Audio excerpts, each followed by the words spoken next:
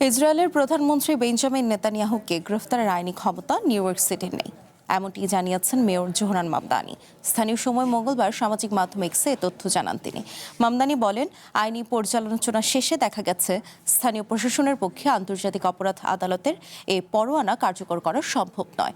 তবে আমেরিকার ফেডারেল সরকারের প্রতি নেতানিয়াহুকে গ্রেফতার করার আহ্বান জানান তিনি।